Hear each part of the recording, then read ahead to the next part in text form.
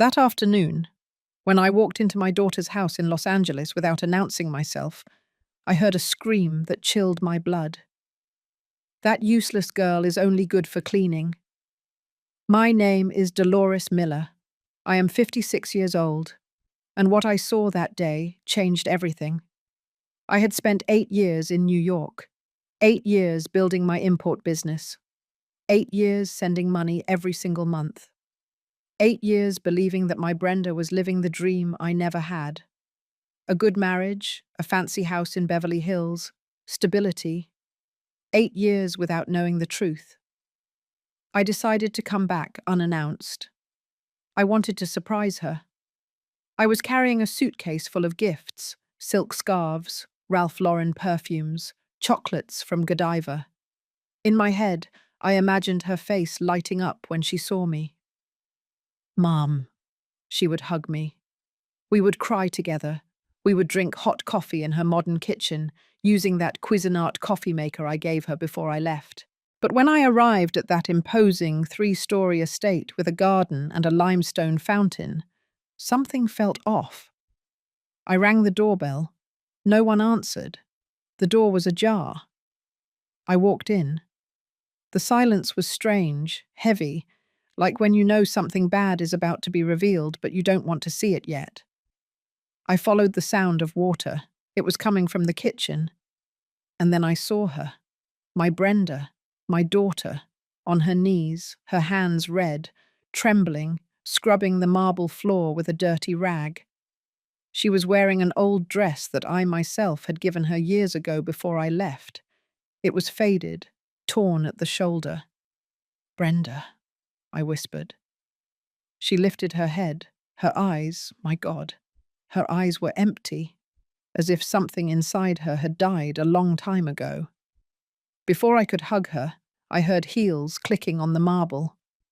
A woman walked in, tall, dressed in white, with perfectly styled hair and blood-red nails. She looked at me up and down, as if I were a fly in her kitchen. Then she looked at Brenda and screamed. "That useless girl is only good for cleaning. Are you done with the floor, or do I need to teach you again?" My daughter lowered her head and said nothing.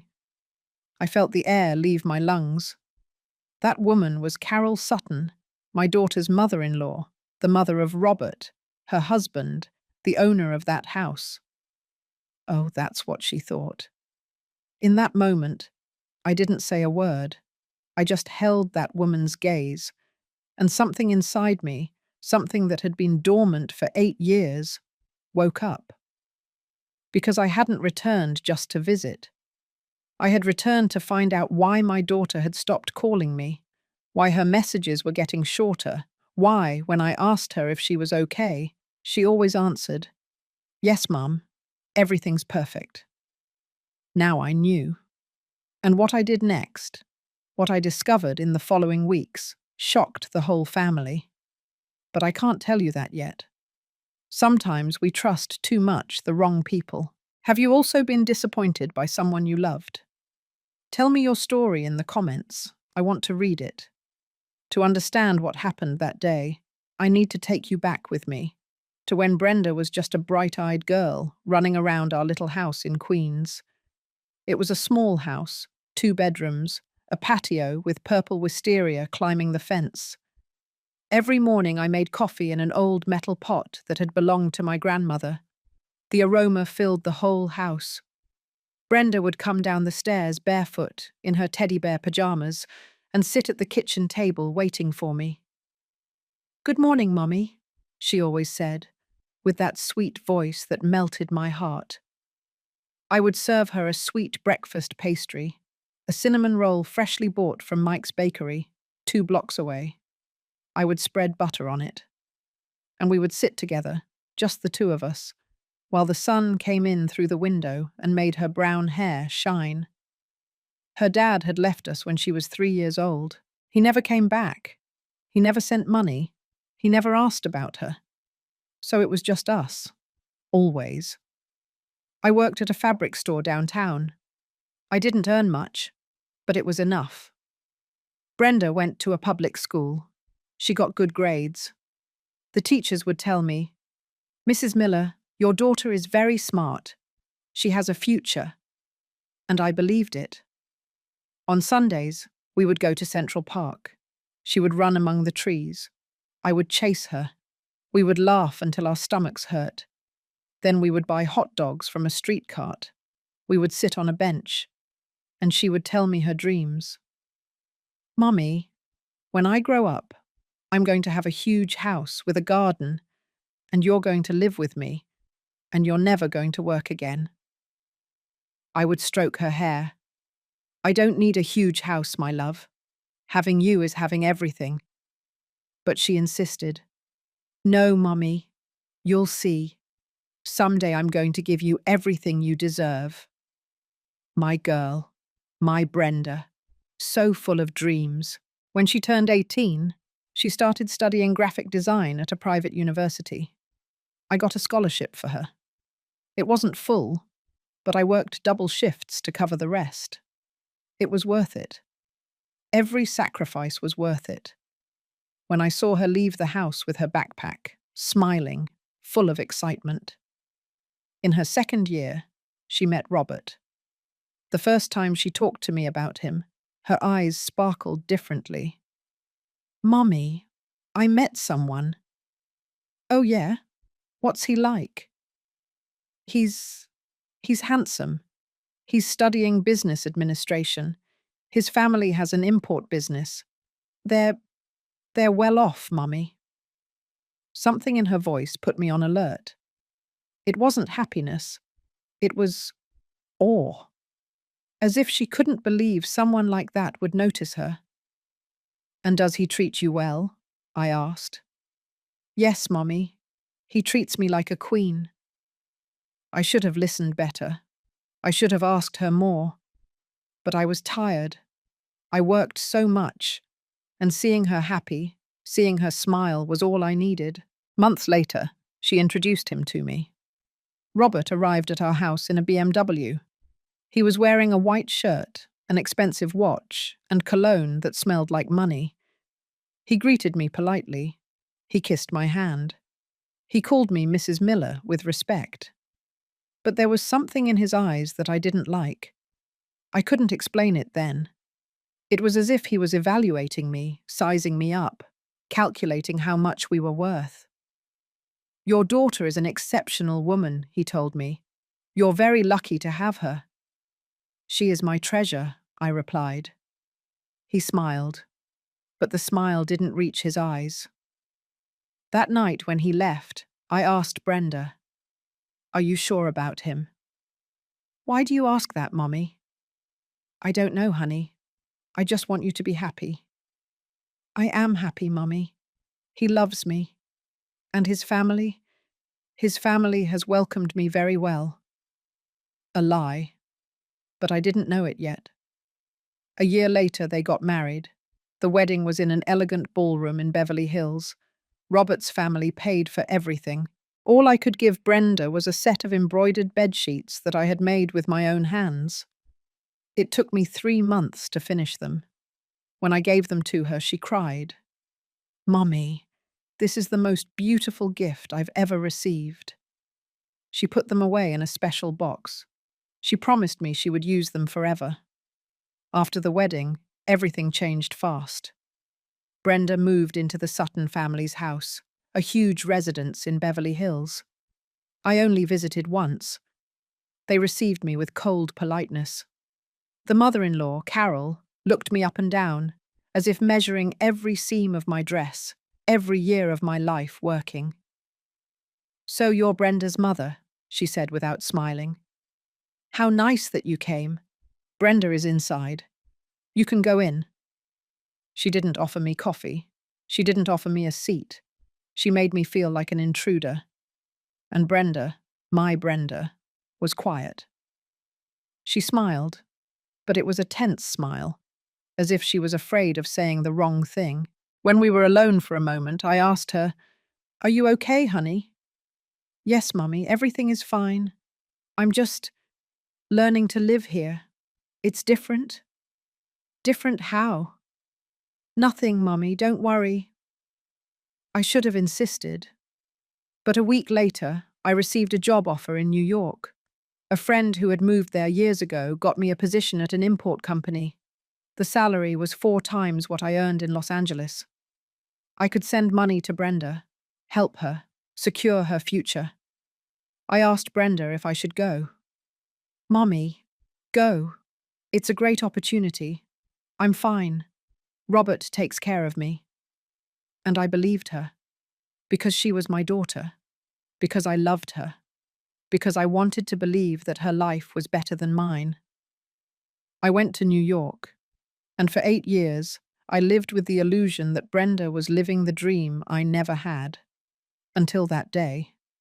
Until I saw her on her knees, scrubbing the floor, with red hands, with empty eyes. Until I heard that woman scream at her, "That useless girl is only good for cleaning." And I understood. I understood that my daughter had not been living a dream. She had been living a nightmare, and I hadn't been there to protect her. As I tell all this, I think about where you might be listening to me. Write the name of your city in the comments. That afternoon, after seeing Brenda on her knees and hearing Carol's scream, I didn't say anything. Not yet. I needed to first understand what was really happening.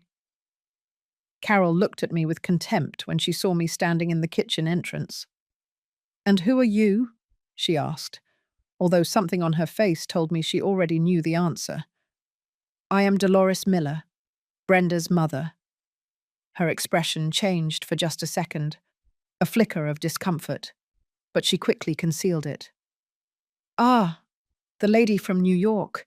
Brenda didn't tell us you were coming." "It's a surprise," I replied, keeping my voice firm. I wanted to see my daughter. Brenda was still on her knees, head bowed, not daring to look at me. Her hands were trembling as she held the dirty rag. "Brenda, get up," I said softly. She hesitated. She glanced at Carol, as if asking for permission. That broke my heart. "Brenda," I repeated, this time more firmly. "Get up, honey." She slowly stood up. Her knees were red. The old, torn dress was loose on her, as if she had lost a lot of weight. When she finally looked at me, I saw something in her eyes that I had never seen before. Shame. "Mummy," she whispered, "I didn't know you were coming." "I see you didn't," I said, and then I looked directly at Carol.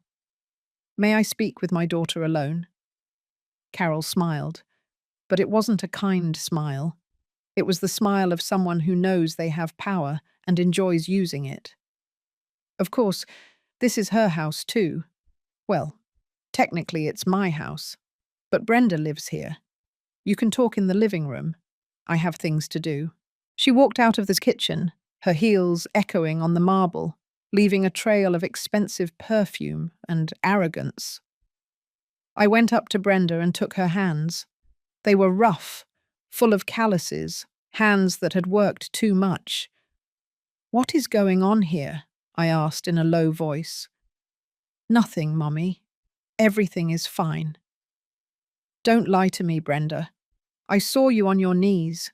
I heard what she said to you." She looked away. "It's just that Carol is very demanding about cleaning. She likes everything to be perfect. And I live in her house. It's the least I can do." "The least you can do? Where is Robert? Why isn't he here defending you?" "He's at the company, Mummy. He works a lot. The family business is big. He has a lot of responsibilities."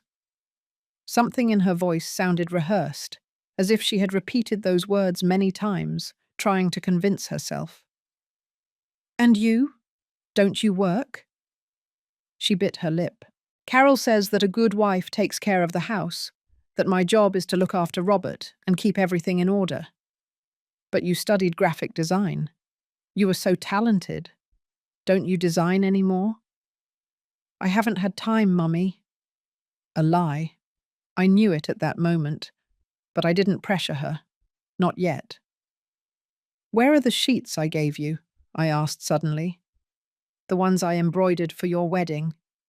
Her face fell. They're stored away.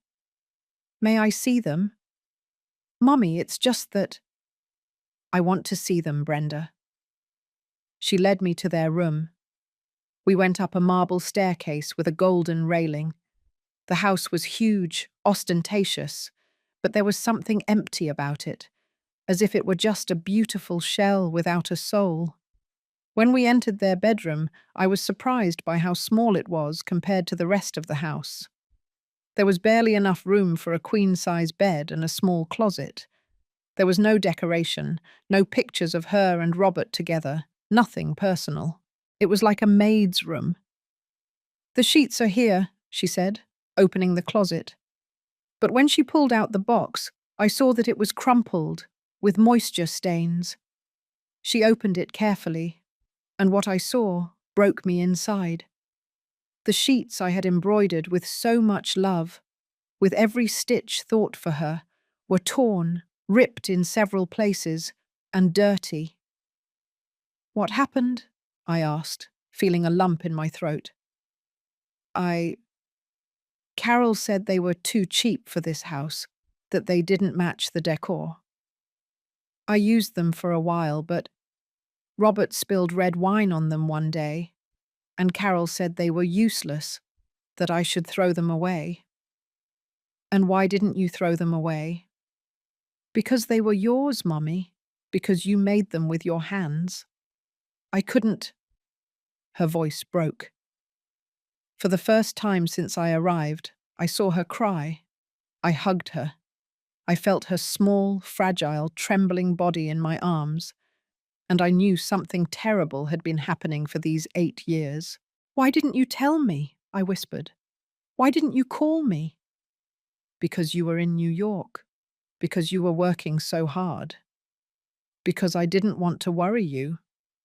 "And why?" "Because I thought I could handle it. I thought if I tried harder, if I did everything perfectly, she would accept me. He would love me like before." Like before. She pulled away from me and wiped her tears with the back of her hand.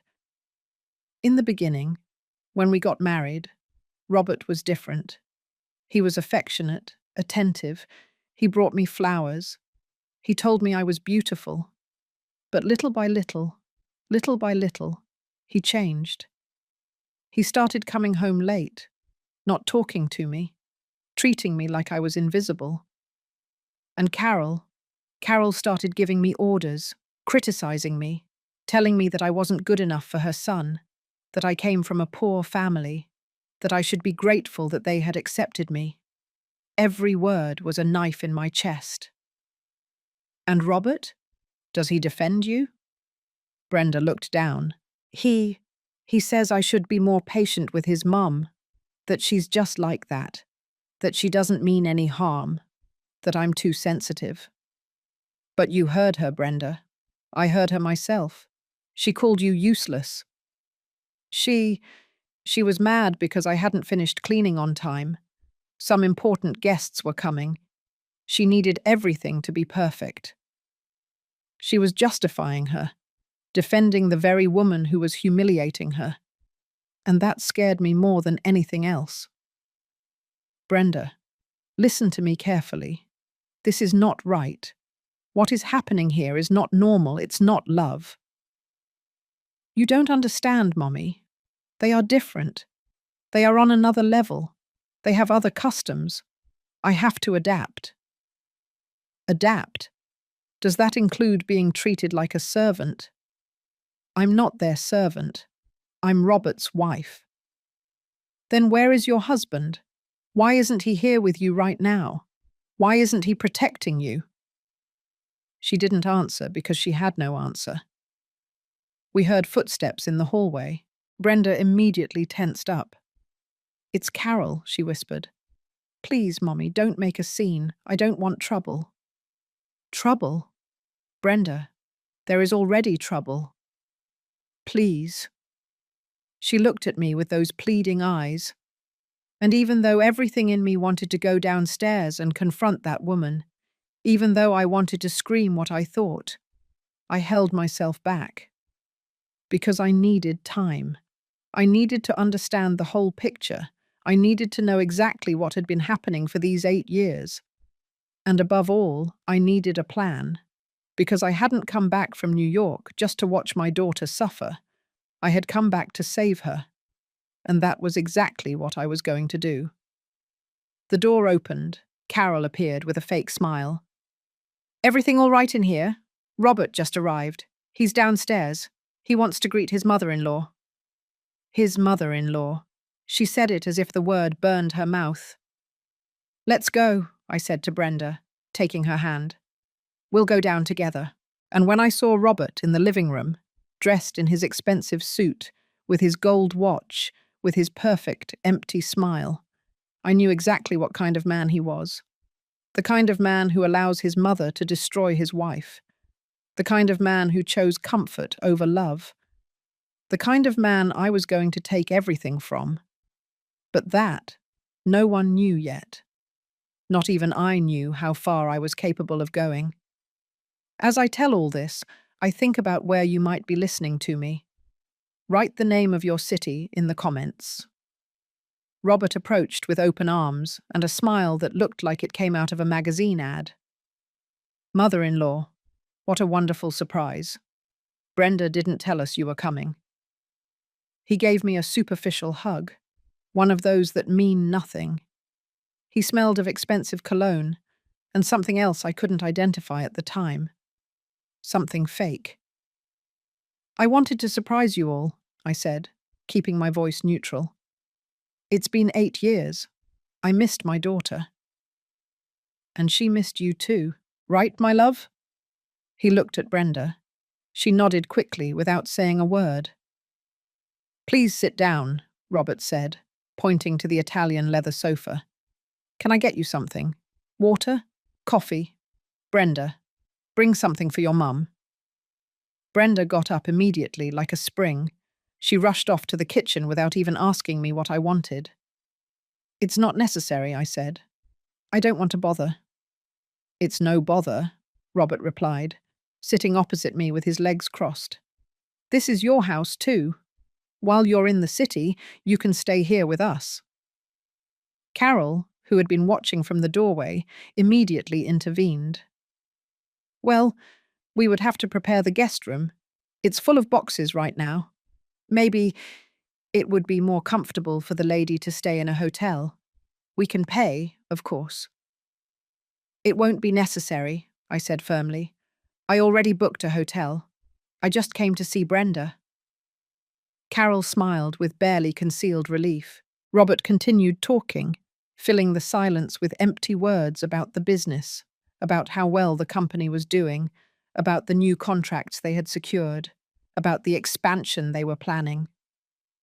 "My father's company, may he rest in peace, has grown a lot under my management. We import high-end European products, wines, oils, cheeses, that sort of thing. We have clients all over the country." I nodded as he spoke, but my mind was elsewhere. I was observing the expensive furniture, the paintings on the walls, the crystal lamps. Everything screamed money, but something didn't add up. The curtains were a little worn at the edges.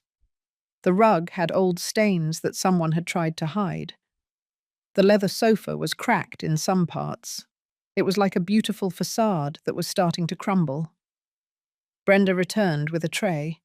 She brought coffee in a fine porcelain cup and Danish butter cookies on a small plate. Her hands trembled slightly as she placed them on the coffee table. "Thank you, honey," I said, taking the cup. I sat there for an hour, listening to Robert talk and talk.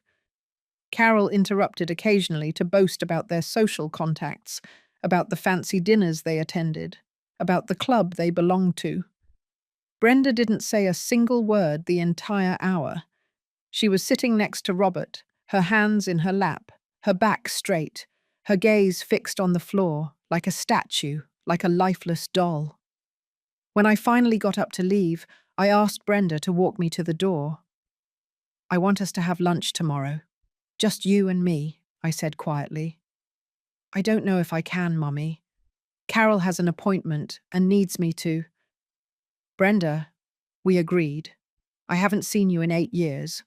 One lunch. That's all I'm asking. She looked back, where Robert and Carol were talking. Okay, she finally whispered. Where? At the restaurant near Central Park. Do you remember? We used to go when you were little. Her eyes lit up for a second. A flash of the past.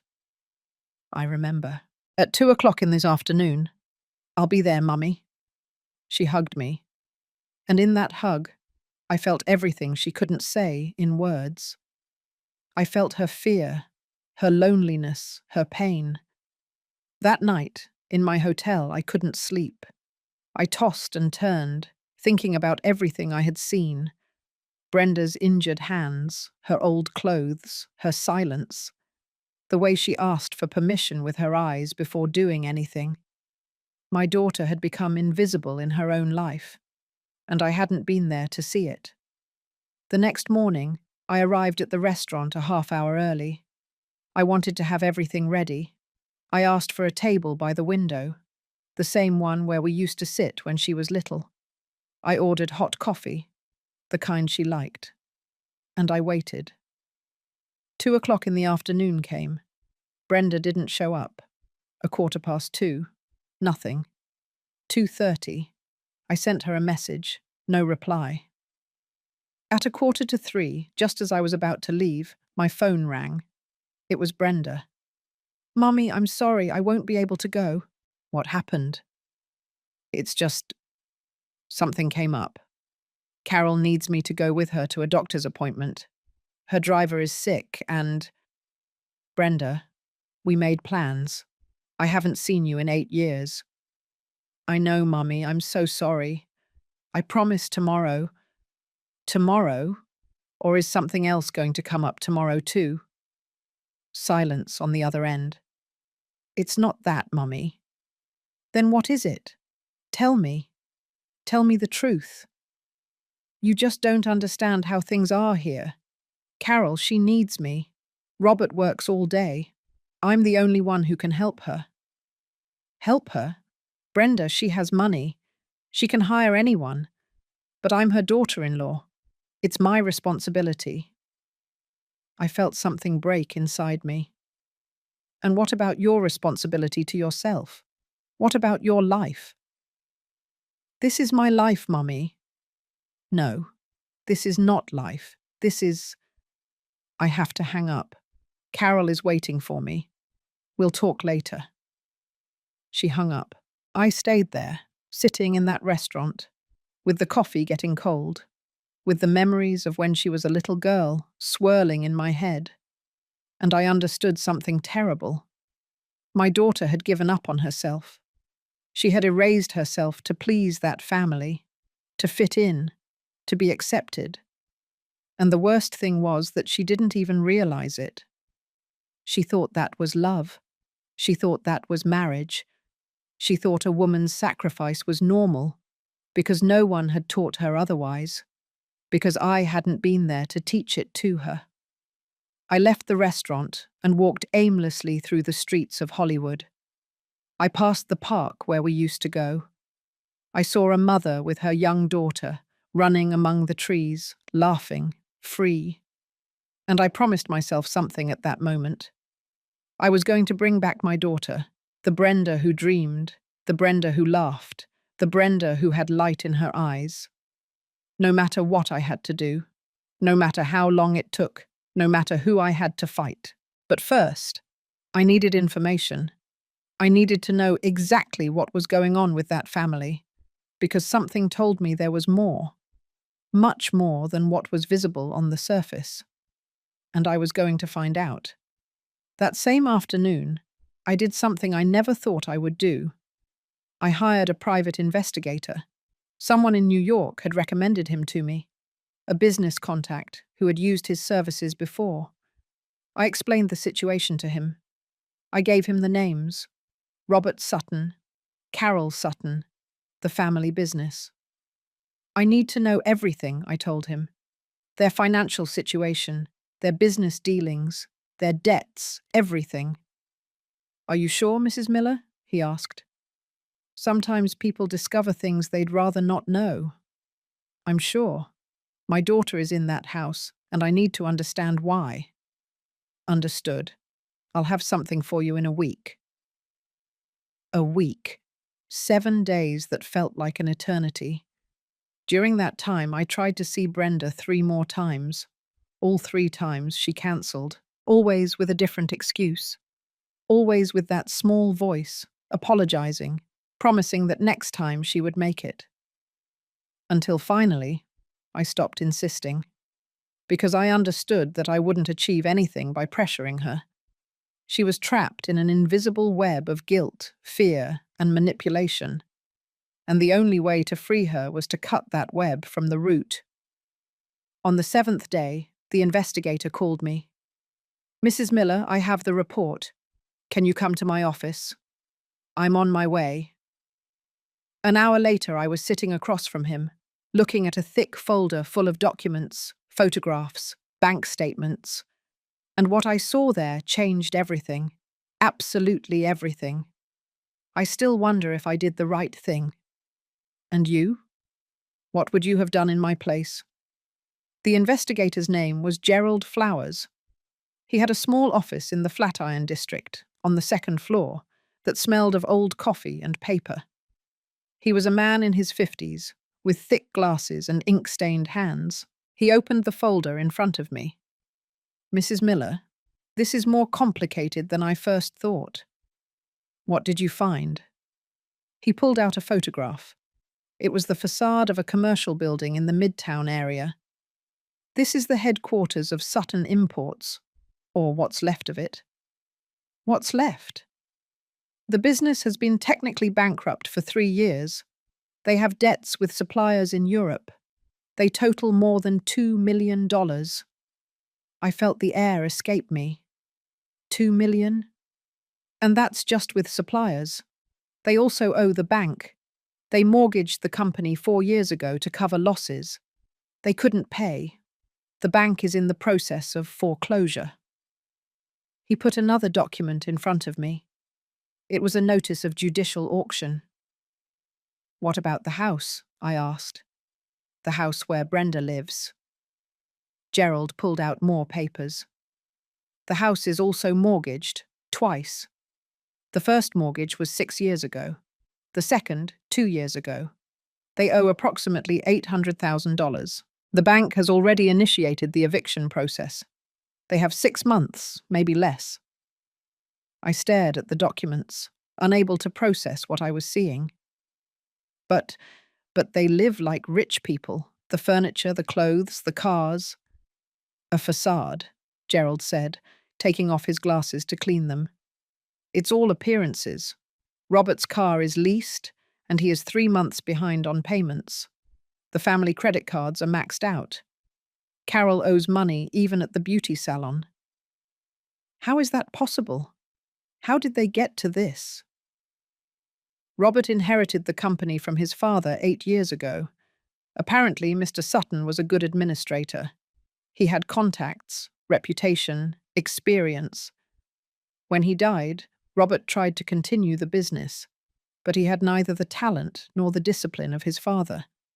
He started making bad deals, trusting the wrong people, spending more than he brought in. And Carol? Carol comes from a family that had money decades ago, but they have nothing left. She lives on appearances. She keeps going to her clubs, her dinners, pretending that everything is fine. But the truth is, they are drowning in debt. I looked at the photographs again. The house, the company, everything was a lie. There's something else, Gerald said in a softer voice. Something about your daughter. What about Brenda? He pulled out a bank receipt. For the past 5 years, Brenda has been transferring money from her personal account to the company's account. Small amounts at first. $500, $1,000. But in the last year, the transfers increased. Last month, she transferred $3,000. Where did she get that money? From you? From the transfers you were sending her from New York. The world stopped. What? Every month you sent her money for her to use, for her well-being, I imagine. But she was transferring it directly to the company, to cover expenses, to pay debts, to maintain the illusion that everything was fine. I felt like I couldn't breathe. She never used that money for herself? No, Mom, she used it to save her husband's family. Oh my God, there's more. More? Gerald placed a series of printed photographs in front of me. They were photos of Robert at restaurants, at bars, with a young woman who was not Brenda. Robert has been having an extramarital affair for 2 years. This woman's name is Valerie. She's 26. She works as a public relations specialist. He pays for an apartment for her in Beverly Hills. The apartment is in her name, but he covers the rent, $2,000 a month. Every word was a hammer blow. Does Brenda know? I don't know, but it's possible. How can he pay for an apartment if he's bankrupt? With credit cards, and probably with the money Brenda transfers. It's a vicious cycle. She gives him money to save the company. He uses it to keep his mistress. I closed my eyes. I felt nauseous. My daughter, my girl, working as a maid in that house, giving every cent I sent her, sacrificing herself for a man who was cheating on her, for a family that despised her. And everything was a lie. The wealth, the success, the thriving company, the respectable family. It was all a sham. What else do you need to know? Gerald asked. I want the names of all the creditors. I want to know exactly how much they owe, and to whom. I want to know when each deadline is. I want to know everything. May I ask why? I looked him directly in the eye. Because I'm going to buy those debts. All of them. Gerald looked at me, surprised. Are you sure? That's more than $3 million in total. I have the money. I've been working in New York for 8 years, saving every penny, investing. I have enough. But Mrs. Miller, if you buy the debts, if I buy the debts, I become the creditor, and I can decide what to do with those properties. Yes, but no buts. Do it. Contact all the creditors. Tell them there's a buyer willing to pay in cash, and I want everything done in silence. No one can know who is behind this. No one. Gerald nodded slowly. You'll need lawyers. This is complex. Get me the best ones. I don't care about the cost. Understood. How long will it take? If we move quickly, a month, maybe less. You have 3 weeks. Mom. 3 weeks, Gerald. My daughter has been suffering in that house for 8 years. I can't leave her there a day longer than necessary. He stood up and extended his hand. I'll do what I can. I left that office with the folder under my arm. I walked through the streets of the Flatiron district, feeling a mix of anger and determination I had never felt before. Robert Sutton, Carol Sutton. They had taken my daughter. They had used her kindness, her innocence, her need to be accepted. They had turned her into their lifeline while they sank into their own incompetence and lies. And my daughter, my poor Brenda, had given everything. Her money, her time, her dignity, her soul. Because that's what good women do, right? They sacrifice, they keep quiet, they endure, they smile while bleeding inside. But no more. That night, in my hotel, I did the math. I checked my savings, my investments, everything I had built in 8 years. I had enough, just enough to buy all the Sutton family's debts. I would be left without savings, without a financial cushion, without security. But that didn't matter, because my daughter was more important than any amount of money. The next day, I tried to see Brenda again. This time, I went straight to the house without warning. I rang the bell. A housekeeper opened the door, an older woman in a grey uniform. "Good morning. I'm looking for Brenda." Mrs. Brenda went out with Mrs. Carroll. They went to the club. "What time will they be back?" "I wouldn't be able to tell you." "And Mr. Robert?" "He's in his study. Do you want me to let him know?" "It's not necessary. I'll come back later." But I didn't leave. I stood outside, looking at that huge house with its perfect facade, its impeccable windows, its well-kept garden. Everything was a lie, and very soon, that entire lie was going to collapse. I spent the following weeks meeting with lawyers, signing documents, transferring money. Gerald worked quickly and quietly. He first contacted the bank.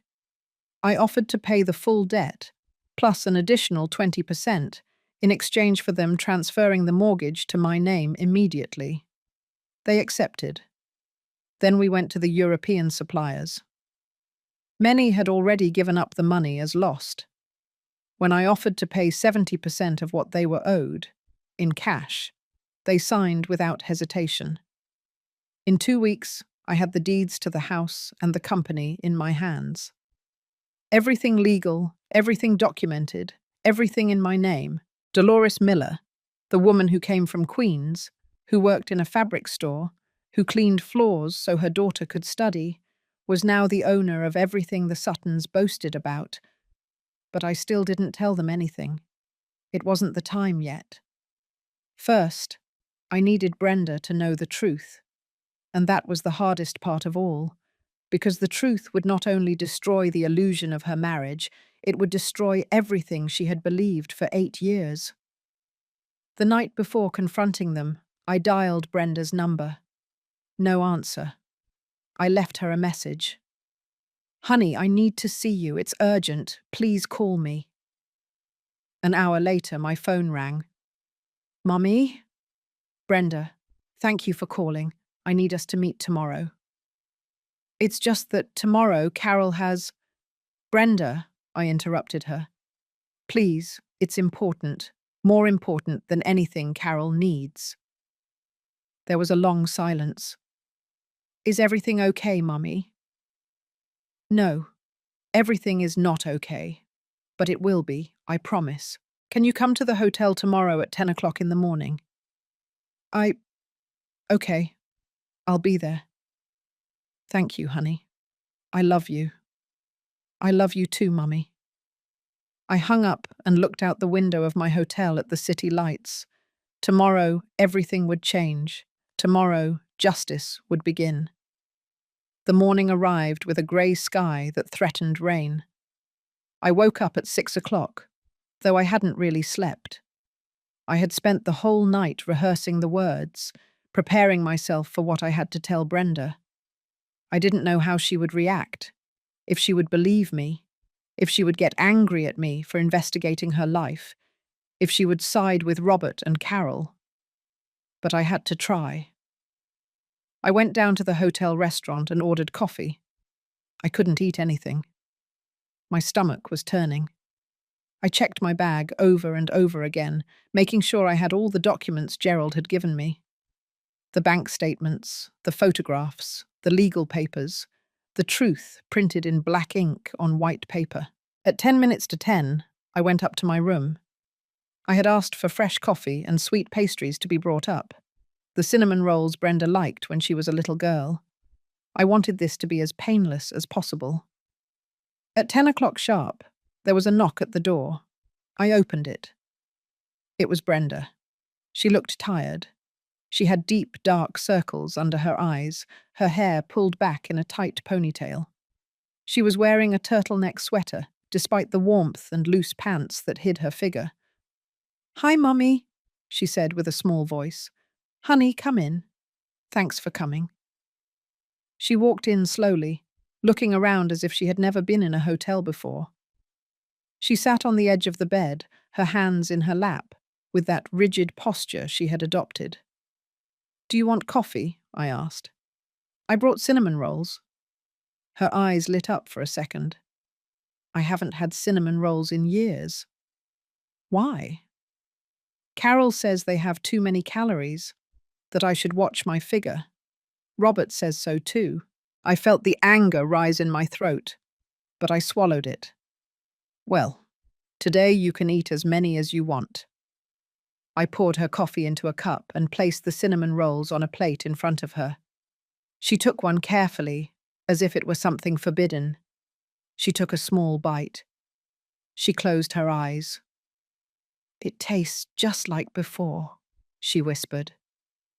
"Something never change." We ate in silence for a few minutes. I watched her. Every movement, every gesture. I was looking for my daughter inside, beneath that shell of submission. "Mommy, why did you want to see me?" she finally asked. "You said it was urgent." I took a deep breath. "Brenda, I need you to listen to me. Everything I'm going to tell you is the truth. I have proof, but I need you to promise me you'll listen until the end before reacting." Her face went pale. "You're scaring me." "I don't want to scare you. I want to save you." "Save me? From what?" "From them. From Robert. From Carol. From everything." She stood up immediately. "No, I'm not going to listen to this. I knew you were going to criticize my marriage. I knew that—" "Brenda, please sit down. I don't want to hear bad things about my husband, even if they're true. They're not true. You don't know him. You don't live with us. You were in New York for 8 years, while I—" She stopped. She covered her mouth with her hand. "While you what?" I asked softly. "Say it." "While you suffered alone." Her eyes filled with tears. "I'm not suffering." "No? Then tell me why your hands are full of calluses. Why are you wearing old clothes? Why did I see you on your knees scrubbing the floor? Why did you stop designing? Why did you stop dreaming?" "Because I'm a wife. Because that's what wives do." "No, Brenda. That is not what wives do. That's what slaves do." She looked at me with fury. "How dare you?" "I dare because I am your mother, because I love you, because I won't stand by while you destroy yourself for people who don't deserve you. Robert loves me. Robert is cheating on you." The silence that followed was deafening. Brenda froze, her mouth open, her eyes wide. "What did you say?" "Robert has a mistress. Her name is Valerie. She's 26. He's paying for an apartment for her in Beverly Hills." "Lie." "I have photographs." "I don't want to see them." "Brenda!" "No!" she screamed. And it was the first time in years I heard her raise her voice. "I'm not going to listen to this. You're making things up to separate me from him." "Why would I do that?" "Because you never liked him. From the beginning, you always thought he wasn't good enough for me." "I thought you weren't good enough for him. And I was right. Because you are worth 1,000 times more than he will ever be able to understand." She collapsed onto the bed, sobbing. I waited. I let the crying come out, years of pain, of humiliation, of silence, all gushing out at once. When she finally calmed down, I sat next to her. I put a hand on her shoulder. "There's more," I said softly, "and you need to know it." "I don't want to know any more." "The company is bankrupt. The house is mortgaged. They have over $3 million in debt. They are going to lose everything in less than 6 months." She slowly lifted her head. "How do you know that?" "I hired an investigator. He gave me all the details. I have the documents right here." I reached for the folder and placed it in front of her. She opened it with trembling hands. She started to read. The bank statements, the foreclosure notices, the lawsuits. "It can't be," she whispered. "It can't be." "It's true, honey. It's all true." But, but Robert always says the business is doing well, that we are expanding." That he lied to you. All these years, he lied to you. She reached the photographs of Robert with Valerie. She stared at them for a long time. In one, they were kissing at the entrance of a restaurant. In another, he was putting a necklace on her. In another, they were entering an apartment building together. "Do you recognize this building?" I said. "It's 6 blocks from your house." A tear fell onto the photograph. "How long?" she asked with a broken voice. 2 years. 2 years. Yes, and me? I gave him everything. All the money you sent me. I transferred it to the company. To help them, to save them. I know. You know? It's in the documents. All the transfers, every cent I sent you, went directly to that phantom company. And he used it to keep his mistress. She doubled over, as if she had been punched in the stomach. I'm an idiot. No, you are not an idiot. You are a woman who loved someone too much who didn't deserve it. I sacrificed everything. My career, my dignity, my life. And for what? For him to cheat on me. For his mother to treat me like trash. To live in a house that isn't even theirs. No more, I said firmly.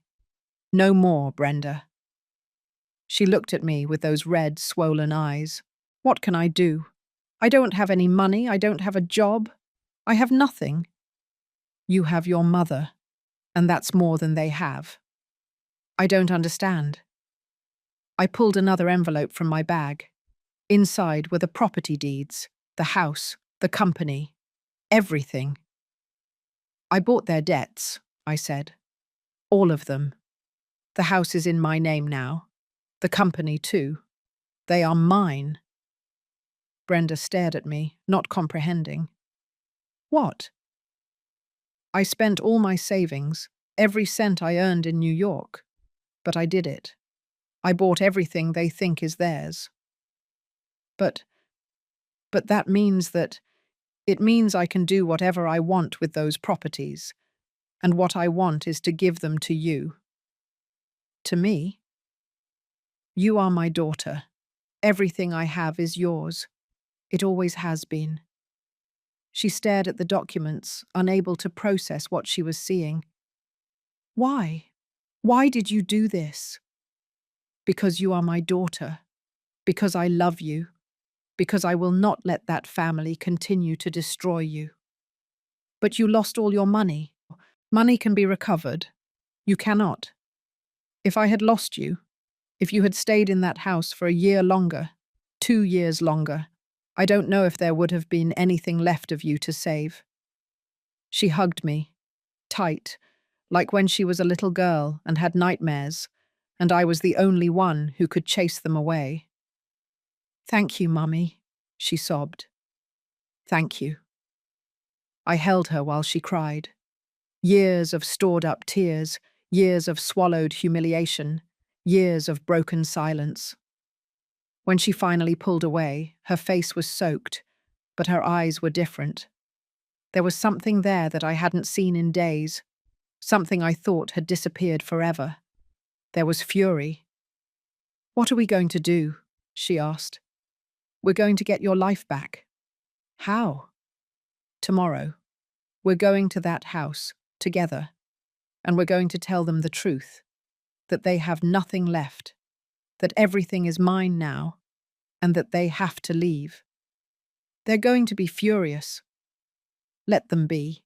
They can't hurt you anymore. You don't have to fear them anymore. And after?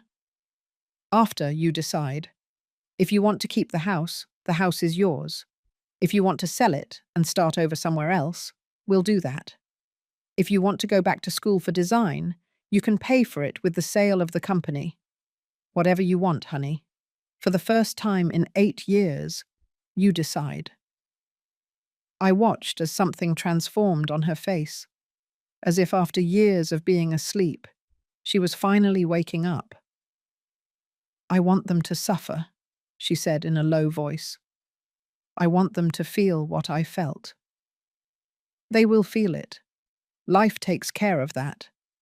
But we are not going to get our hands dirty with revenge. We are going to enact justice. And justice is simply telling the truth and letting the consequences fall where they may. When? Tomorrow, at 10 o'clock in the morning. We go together. What if Robert asks me not to do it? What if he tells me he loves me? Do you believe him? She thought about it for a long time. No, she finally said. Not anymore. Then it doesn't matter what he says. That night, Brenda stayed at my hotel. I didn't want her to go back to that house. Not yet. We slept in the same bed, like when she was a little girl and was afraid of the dark. But this time, I was the one who was afraid. Afraid that she would change her mind. Afraid that love, or what was left of it, would make her go back. Afraid of losing her again. But when I woke up the next morning, she was already up. She was standing in front of the mirror, looking at herself. Do you know what the saddest thing is? She said without turning around. That I stopped recognizing myself. I haven't known who I am for years. Then it's time for you to find out. She turned toward me. I'm ready, Mommy, let's end this. And in that moment, I saw a flash of the Brenda she had been, the girl who dreamed of having a big house so her mother would never have to work again. The young woman who studied design and had light in her eyes. The woman she could have been if she hadn't met Robert. She was still there, buried, but there. And I was going to help her get out. We arrived at the house at exactly 10 o'clock in the morning. Brenda was wearing a dress we had bought the night before at a store downtown. It was navy blue, simple but elegant. She had worn her hair down for the first time in years. She looked different. She looked like herself. I was wearing my best suit, the one I used for important meetings in New York, and I carried the folder with all the documents under my arm. Brenda pulled out her keys, but before opening, she looked at me. Are you sure about this, Mummy? Completely. And you? She took a deep breath. Yes. I can't keep living like this anymore. I can't keep being invisible anymore. Then let's go in. She opened the door. The house was silent. We heard voices coming from the dining room. Carol and Robert were having breakfast. We walked toward it together. Our steps echoed on the marble. When we entered the dining room, they both looked up, surprised. Robert had the newspaper in one hand and a cup of coffee in the other. Carol was eating sliced fruit with a silver fork. They both looked at us as if we had interrupted something sacred. Brenda, Robert said, I didn't know you had gone out. Where did you spend the night? With my mother, she replied, and her voice sounded firmer than I expected. At her hotel. Carol frowned. You should have told us. We were worried. We thought something had happened to you. Really? Brenda asked. Were you really worried? Or did you not even notice I was gone? Robert put down the newspaper. What's wrong with you? Why the tone? Because we need to talk. All three of us. Well, all four of us. My mother is also in this conversation. Carol looked at me with disdain. What is she doing here? She lives here, I said calmly. Well, technically, I own this house now, so I'm the one who should be asking what you two are doing here. The silence that followed was absolute. Robert and Carol froze like statues. What are you talking about? Robert asked slowly. I'm talking about the fact that I bought all your debts. The mortgage on this house, the mortgage on the company, the debts to the suppliers, everything. And when you buy the debts, you become the creditor, which means that this house, legally, is mine.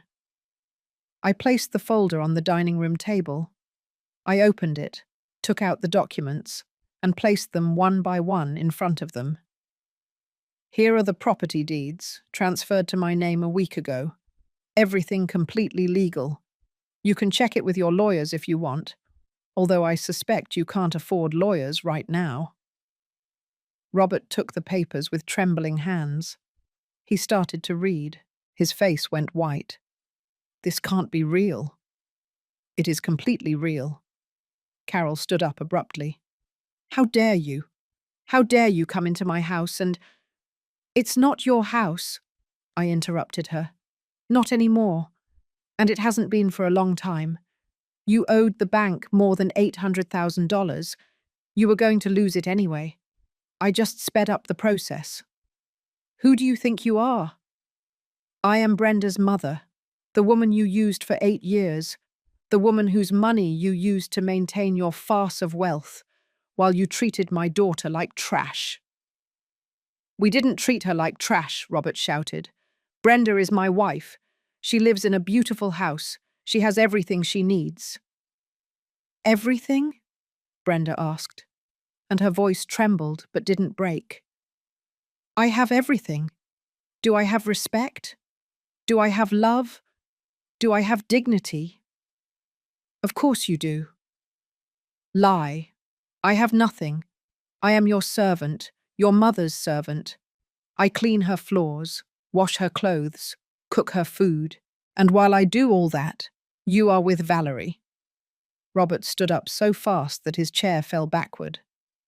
What are you talking about? I know everything, Robert. I know you have a mistress.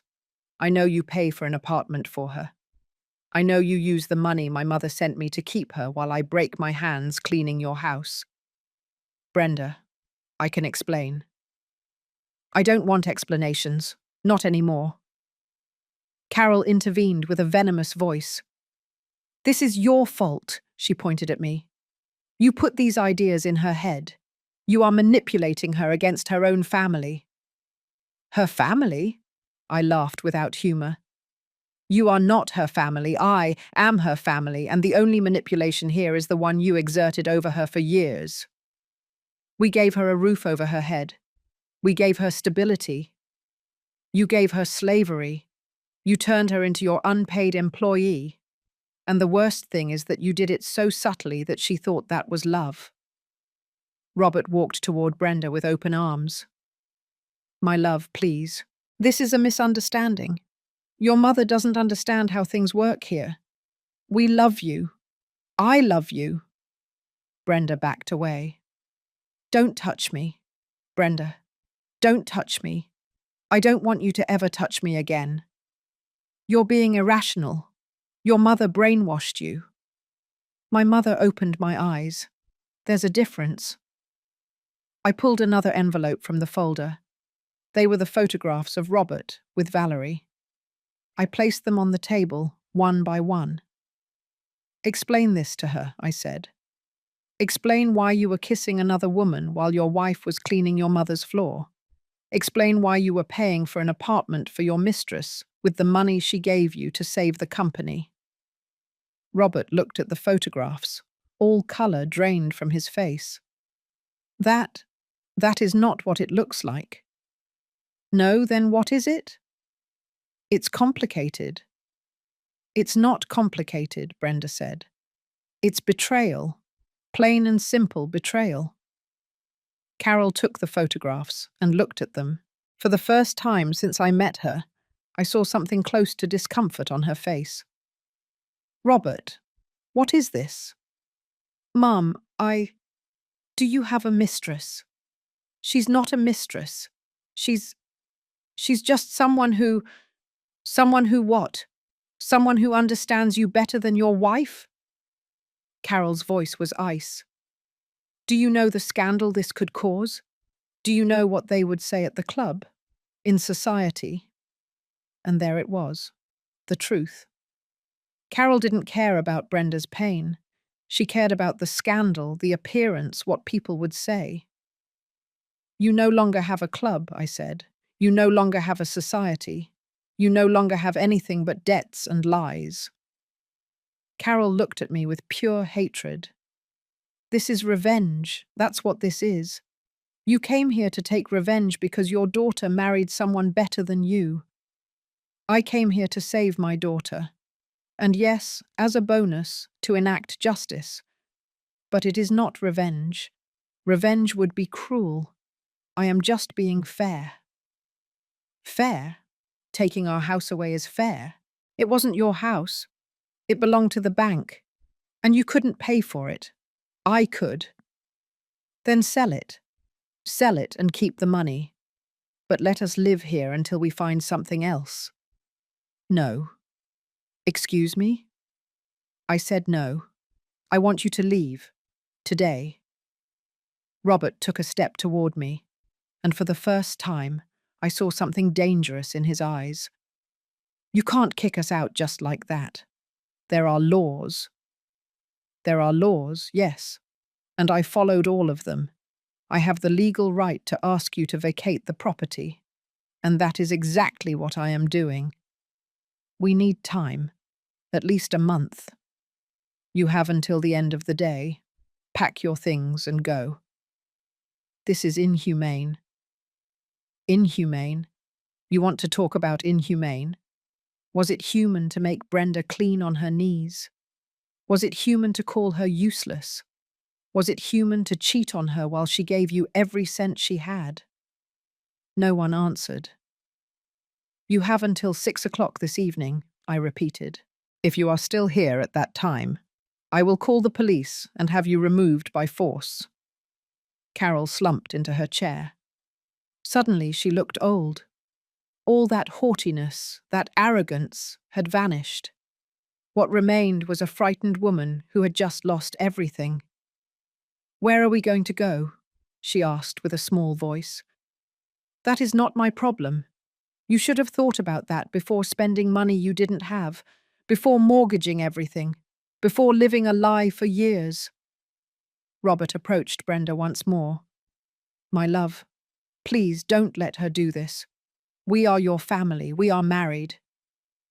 Not anymore, Brenda said. What? We are not married anymore. I'm filing for divorce. Brenda, no. Please, we can fix this. I can change. I don't want you to change anymore. I don't want anything from you anymore. I just want you out of my life. But I love you. No, you don't love me. You never loved me. You used me. Just like she used me. Just like everyone used me. But no more. She turned to me. Let's go, Mummy. Are you sure? Completely. We left the dining room together. Behind us we heard Carol crying, Robert shouting. But we didn't stop. We went up to Brenda's room. She started taking her clothes out of the closet. There wasn't much. A few old dresses, worn-out underwear, a pair of shoes. Is this everything? I asked. The rest belongs to them, or they bought it. I don't want anything that comes from them. She found the box with the embroidered sheets, the ones I had made for her. She took them out carefully. I'm taking these. We're going to get them fixed. They'll be like new. No, she said. I want them like this, torn, to remember, to never forget what happened here. She packed everything into a small suitcase. Then she looked around the room. 8 years, she said. 8 years of my life in this place. And I don't have a single thing I want to keep. Not a single photograph. Not a single memory. Nothing. Then let's leave it all behind.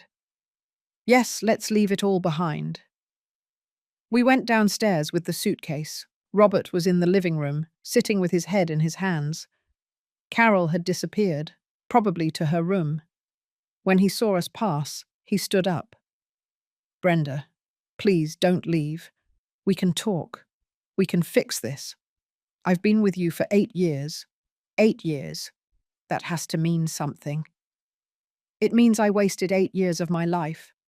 But I won't waste another day. You'll regret this. Maybe. But I'd rather regret leaving than regret staying. We walked out of the house. The sun was shining brightly. The threat of rain had passed.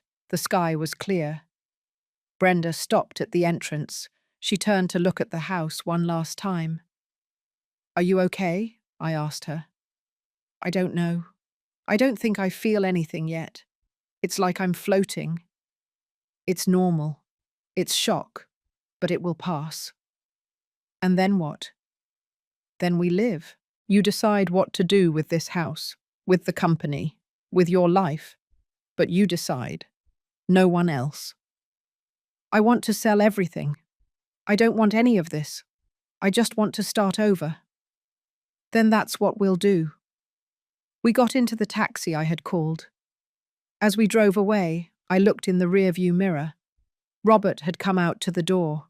He was watching us leave. His shoulders were slumped, defeat written on every line of his body. But I didn't feel sorry for him. He had had 8 years to be a good husband, 8 years to defend Brenda, 8 years to truly love her, and he had wasted every single one of those days. Now he would have to live with those consequences. And I, finally, had my daughter back. The following months were strange, like living in 2 worlds at the same time.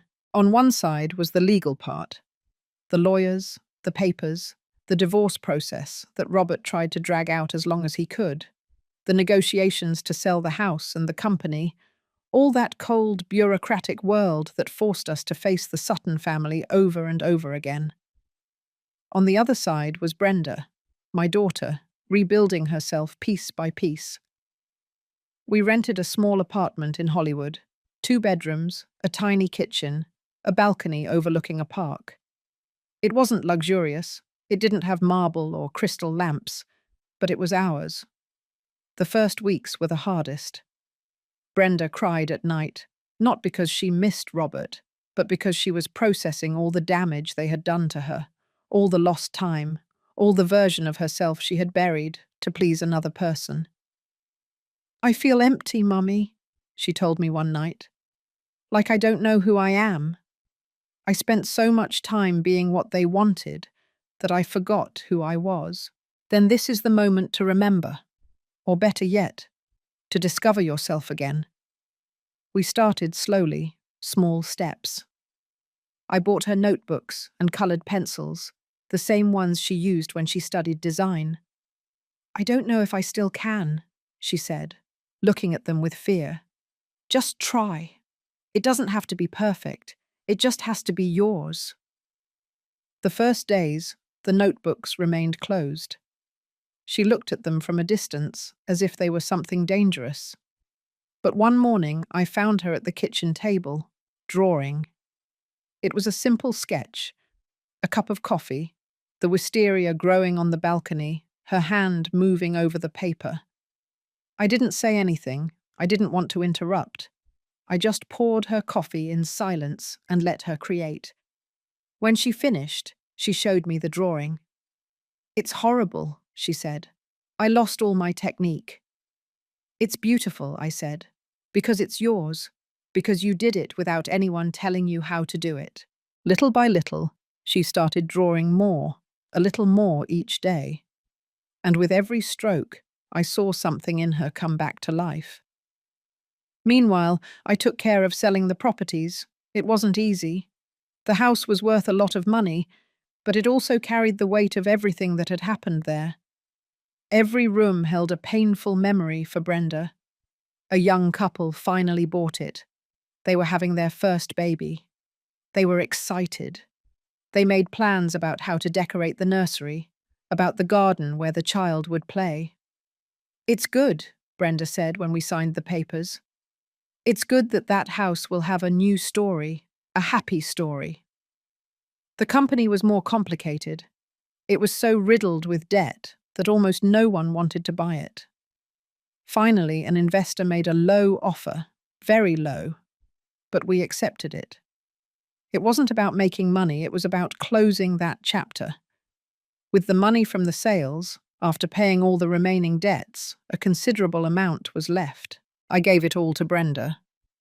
"I can't accept it, Mummy. You lost all your savings to buy those properties. And I would do it 1,000 times over. This money is yours. It's the start of your new life. Use it well.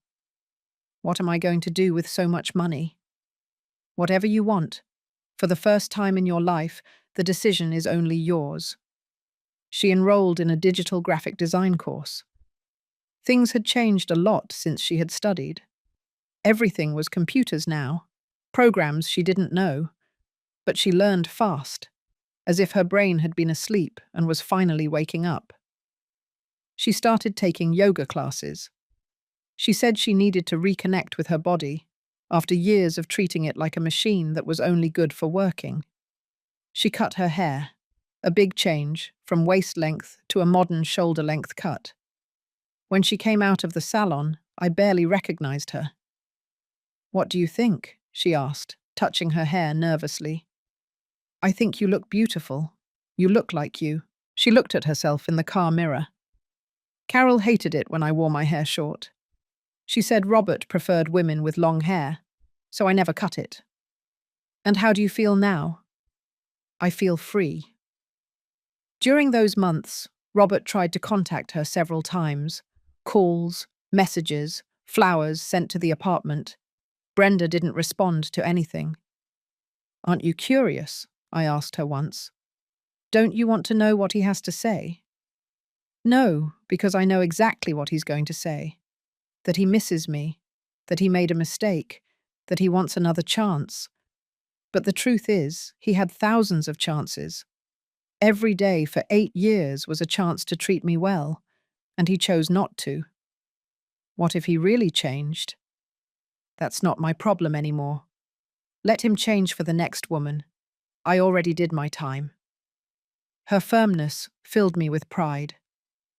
One Sunday afternoon, 3 months after leaving the house, we were having coffee on the balcony when Brenda told me, "Mommy, I need to tell you something."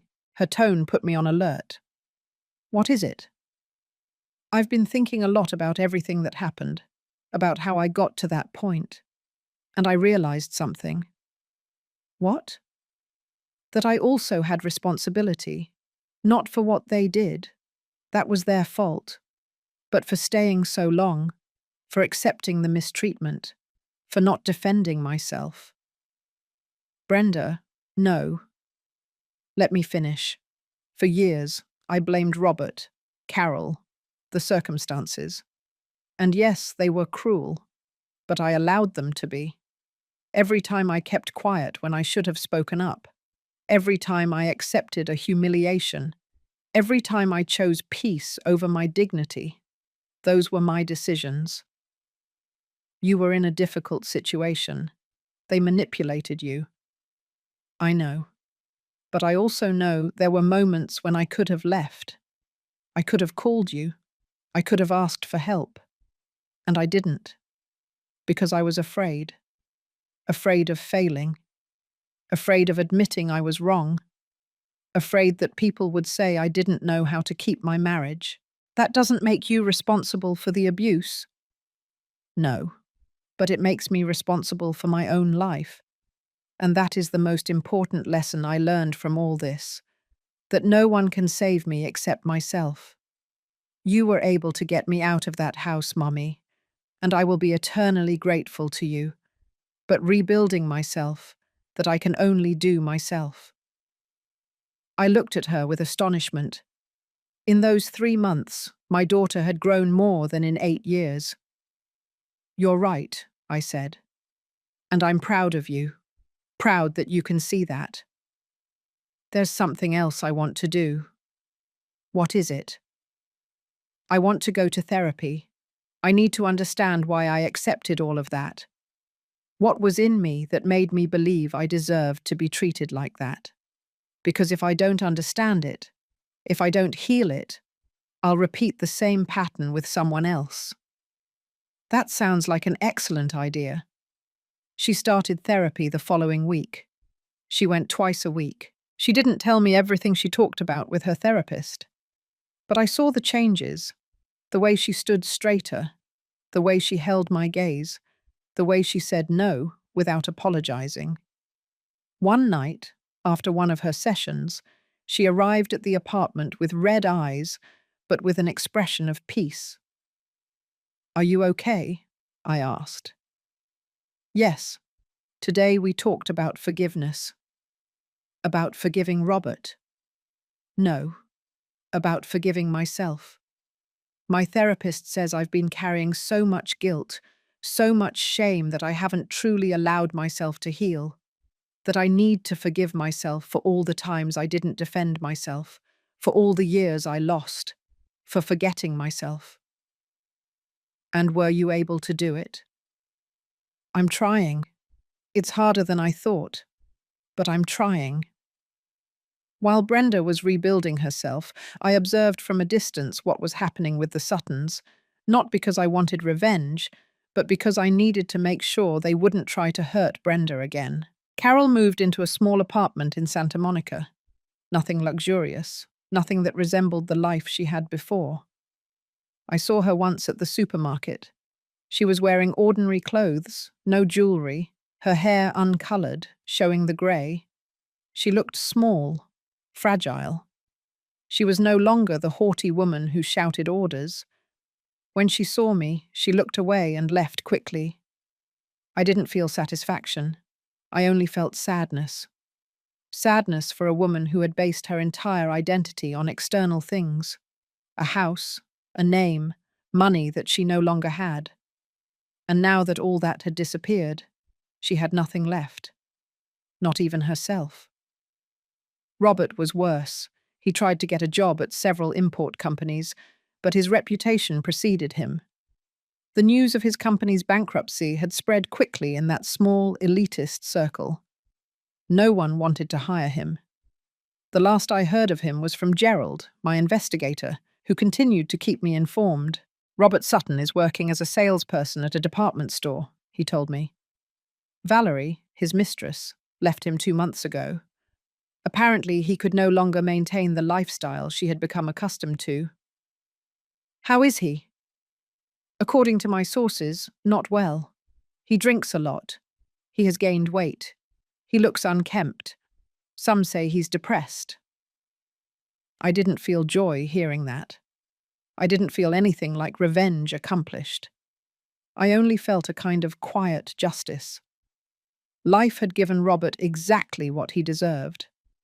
Not by my hand, not because I sought to destroy him, but because the natural consequences of his actions finally caught up with him. He had lied. He had cheated. He had used others. He had lived beyond his means, building a false life with borrowed money and empty promises. And now he was paying the price for those decisions. I didn't need to do anything else. Justice is not always dramatic. Sometimes it is simply silent, relentless, like water wearing away stone, not with force, but with persistence. One Sunday afternoon, 6 months after Brenda left that house, we were cooking together in our apartment. She was making tomato sauce. I was preparing chicken. The radio played soft music in the background. The doorbell rang. Brenda went to open it. She came back with a large envelope. "What is it?" I asked. "I don't know. It has no return address." She opened it carefully. Inside was a handwritten letter. I recognized the handwriting immediately. It was Robert's. Brenda read it in silence. Her expression didn't change. When she finished, she placed it on the table. "What does it say?" I asked, although I wasn't sure I wanted to know. "He says he's sorry, that he understands if I can't forgive him, that he knows he ruined everything, that he's going to therapy, that he's trying to be a better person, that he doesn't expect us to get back together, but he wants me to know that he regrets it." "And what do you feel?" She thought about it for a long moment. "Nothing. And that's the strange thing. I would expect to feel rage or sadness or something, but I just feel nothing, like I'm reading about a stranger. Maybe that's the true closure. When someone who once meant everything to you now means nothing. Maybe." She took the letter and put it away in a drawer. "I'm not going to reply. There's nothing to say. He'll have to learn to live with his guilt. I already learned to live without him. And in that moment, I knew that my daughter was truly healed. Not because she had forgiven Robert. Forgiveness would come with time, or maybe it would never come, and both were fine. But because she had recovered something much more valuable than forgiveness toward others.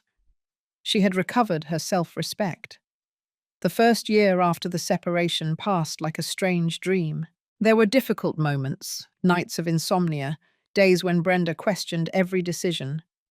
But there were also moments of light, of laughter, of rediscovery.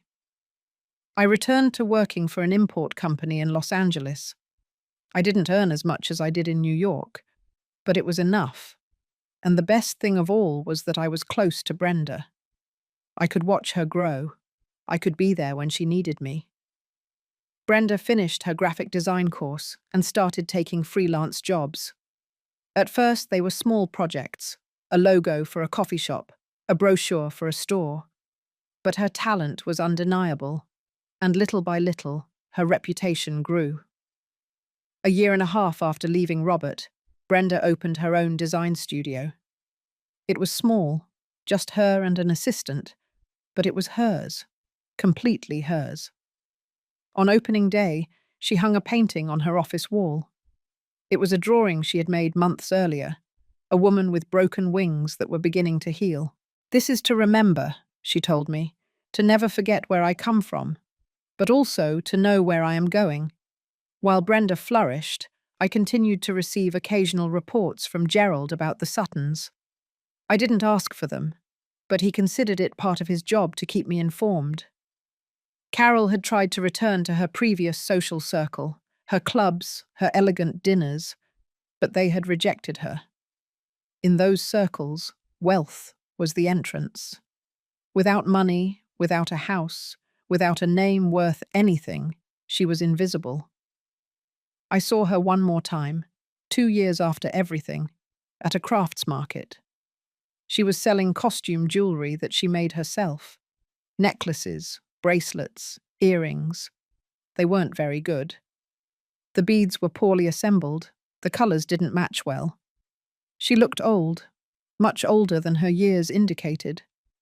The pride that once defined her had crumbled, leaving only an empty shell. When she saw me, this time she didn't run. She stayed there, looking at me, waiting for something. I don't know what. An apology? Compassion? Forgiveness? I approached her stall. I picked up a necklace. It was blue and silver, poorly made, but there was a certain effort in it. "How much does it cost?" I asked. 200 pesos, she said with a hoarse voice. I gave her 300. "Keep the change." "I don't need your charity." "It's not charity. It's justice. You took 8 years with my daughter from me, but you also taught me something important. You taught me that money doesn't make people. Character does." Her eyes filled with tears. "I know what I did to Brenda. I know. And if I could go back in time. But you can't. No one can. We can only live with our decisions. She is fine. She's more than fine. She's happy. I'm glad. I know you won't believe me, but I'm glad. Maybe someday I will believe you. But today I just hope you find your way, as we all have to do." I walked away from her stall. I didn't buy the necklace out of pity. I bought it because I saw something in her eyes I hadn't seen before, something akin to real regret. Not the regret of being caught, but the regret of having caused harm. Maybe it was real, maybe not, but it was no longer my problem to decide. Robert, on the other hand, did not have the same awakening. According to Gerald, he continued to blame everyone but himself. He blamed the economy, his suppliers, his bad luck, me for having stolen his company, Brenda for having abandoned him when he needed her most. He never took responsibility for anything. He worked in several places during those 2 years. He never lasted long. He always had problems with his bosses, with his colleagues. There was always someone else to blame for his failures. His mother could no longer help him. She was struggling with her own survival. And Valerie, the mistress, had disappeared a long time ago. She had married a successful businessman and was living in Miami. Robert lived alone in a one-bedroom apartment in Brooklyn. It wasn't a bad place, but it was very far from the Beverly Hills mansion, very far from the life he had known. I saw him once. It was accidental. I was at a coffee shop near my work when he walked in. He didn't recognize me immediately. He was distracted, looking at his phone. He had changed a lot. He had aged quickly. His hair, once always perfectly styled, was unkempt and greying. He had gained weight. His clothes were ordinary, wrinkled. He no longer wore that expensive watch. He no longer smelled of designer cologne. When he finally saw me, he stopped short. For a moment, I thought he would approach, that he would say something, but he just looked at me with a mixture of shame and resentment. Then he looked away and left the coffee shop without ordering anything. That night, I told Brenda. "And how did you feel seeing him?" she asked. Sad. Not for him, but for what could have been.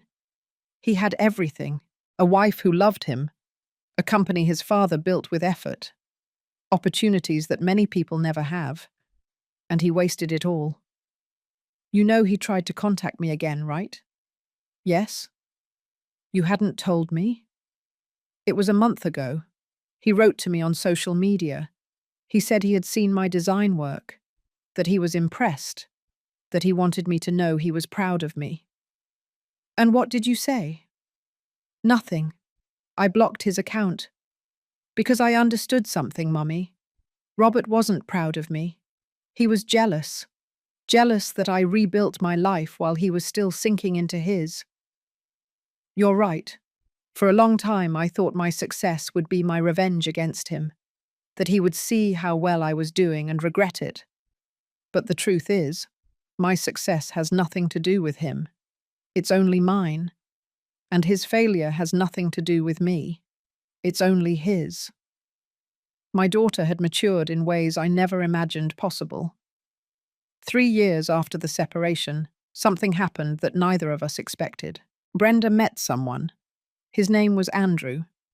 He was an architect, calm, kind, with a genuine smile and eyes that truly saw her. The first time she brought him over for dinner, I observed every gesture, every word, looking for red flags, looking for any similarity to Robert. But there were none. Andrew asked her opinion on everything. He listened when she spoke. He treated her as an equal, not as an accessory. When she mentioned that she had been married before, he didn't judge. He just said, "We all have a past. The important thing is that we learn from it." After he left, Brenda asked me, "What do you think?" "I think he seems like a good man, but the most important thing is, what do you think?" "I'm scared, Mummy. Scared of making a mistake again. Scared of confusing kindness with love. Scared of losing myself again." "Those fears are normal, but there's a big difference between now and before." "What is it?" "Now you know yourself. You know what you're worth. You know what you deserve. And if something isn't right, you'll know how to recognize it and leave before it's too late." "Do you think so?" "I know so, because you already did it once, and it was much harder then." Brenda and Andrew continued seeing each other, slowly, without rushing, building something genuine on solid foundations. 1D. 4 years after everything, I was walking downtown when I saw an obituary in a newspaper someone had left on a bench. It was a death notice. Carol Sutton, widow of Sutton, had died of a heart attack. She was 68 years old. The funeral would be private, for close family only. I told Brenda that night. Do you want to go? I asked her. She thought about it for a long time. No, I have nothing to say there. I have nothing to say goodbye to. She stopped existing for me years ago. Are you sure? Completely. But I am going to do something. What? I'm going to light a candle. Not for her, but for the woman she could have been if she hadn't lived her whole life from fear and appearances. That night, Brenda lit a candle on our balcony. She didn't pray. She just stood there, in silence, watching the flame. Do you know what the saddest thing is? She said after a while. That Carol wasn't really evil. She was just scared. Scared of losing her social position. Scared of being nobody without her money. And that fear made her cruel. That's a very wise way of looking at it. My therapist says that understanding is not the same as forgiving. That I can understand why someone hurt me without having to forgive them. And I think she's right. I understand Carol, but I don't forgive her. And it's okay for it to be that way. Yes, it's okay. The candle slowly burned down. When it went out, Brenda closed the window and came back inside. That's it, she said. That chapter is closed. 6 months after Carol's death, I received a message from Gerald, Mrs. Miller. I thought you would want to know. Robert Sutton is hospitalized. He tried to commit suicide. I felt a blow to the chest. Is he alive? Yes. They found him in time. He is under psychiatric observation. Does Brenda know? I don't think so. There is no public news. I only knew because I maintain contacts in those circles. Should I tell her? That's up to you. That night, when Brenda came home, I told her. Her reaction surprised me. She didn't cry. She didn't get upset. She just nodded slowly. It makes sense, she said. Robert always based his worth on external things. His name, his money, his appearance. When he lost all that, he lost his identity, and he had nothing inside to sustain himself. Do you want to visit him? No. Are you sure? Yes, because if I go, he's going to think he still has power over me, that I still care enough to rush to his side. And that's not the case. I'm sad that he's suffering. I'm sad that he got to that point. But his healing is not my responsibility. Mine is. And I've worked too hard on it to risk it now. I sent anonymous flowers to the hospital, with a card that read, "May you find the peace you seek." I don't know if Robert received them. I don't know if he understood who they were from. But it didn't matter. I didn't do it for him. I did it for me. To close that circle with a gesture of humanity, not of vengeance. Months later, Gerald informed me that Robert had been discharged, that he was going to mandatory therapy, that he had joined a support group for men with depression. They say he's genuinely trying to change, Gerald told me, that for the first time he's taking responsibility for his actions. I'm glad for him. Truly. Truly? Yes, because the best punishment is not eternal suffering. It's for the person to finally understand the damage they caused and have to live with that knowledge. That's the real justice. Life continued its course. Brenda and Andrew got engaged. The wedding was small, intimate, in a garden full of wisteria, like the wisteria we had at our house in Queens when she was a little girl. When I saw her walk down the aisle, in that simple but beautiful dress that she had designed herself, with that genuine smile that lit up her face, I knew we had reached the end of the dark road. My daughter had come back. Not the Brenda from before. Someone better. Someone stronger. Someone who had been through the fire and had come out forged instead of burned. That night at the reception, Brenda looked for me. "Mummy, I want to dance with you." Now, but it's your wedding. You should be with Andrew. I already danced with him. Now I want to dance with the woman who saved me, with the woman who taught me that true love doesn't make you small, it makes you grow. We danced under the garden lights, with soft music playing in the background. And as I held her, I remembered all the times I had held her before, when she was a baby, when she was learning to walk, when she fell and hurt her knees. And now, after the worst fall of all, she was standing again, stronger than ever. "Thank you, Mummy," she whispered, "for not giving up on me. I never could. You are my daughter, my life, my everything. I love you. I love you too, my girl." The song ended. She went back to Andrew. And I stayed there, watching her laugh, watching her shine, watching her be completely, wonderfully happy. And I knew that justice had arrived. Not in the dramatic way it appears in movies, but in the silent way it truly comes. Robert had lost everything because he never valued anything. Carol had died alone because she had lived for appearances. And Brenda, who had lost years of her life, had recovered them multiplied in quality, in depth, in meaning. That is the true justice.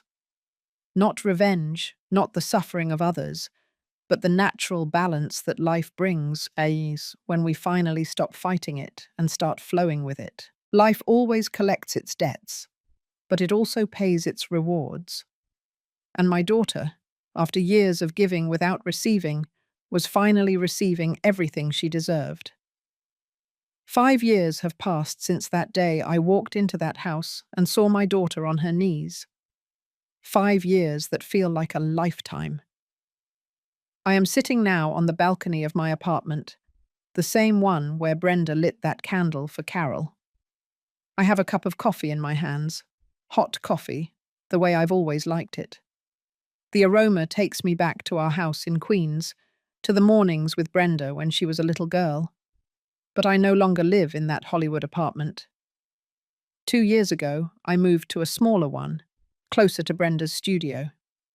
She insisted on helping me with the rent, but I told her no. I needed to do this alone. I needed to rebuild my own savings, my own stability, because that is another lesson I learned in all this process. That giving everything for our children sometimes is not loving them. Sometimes it is taking away the opportunity for them to learn to stand on their own. Brenda is now 36 years old. Her design studio grew. She has 5 employees, clients all over the country, even some international ones. Last month, she won a design award for a social campaign about domestic violence. When she went up on stage to accept the award, she talked about her experience. She didn't name names, she didn't point fingers at anyone, she just told her story, the story of a woman who lost herself in a toxic marriage and took years to find herself again. "If my story helps a single woman open her eyes," she said in front of hundreds of people, "it will all have been worth it." I was in the audience. I cried, but they were tears of pride. My girl was no longer my girl. She was a woman, complete, independent, strong. Andrew turned out to be everything Robert never was. Patient, respectful, a true partner. They have a daughter now. Her name is Eleanor, after my mother. She is 2.5 years old, and she is the light of our lives. When I see her running through the park, with that brown hair she inherited from Brenda, with that laughter that fills the whole space, I think about cycles, about how stories repeat themselves, but also about how we can break those cycles if we are willing to do the work. Brenda is raising Eleanor completely differently than how she was raised in the Sutton house. She teaches her that her worth does not come from her appearance or her ability to please others.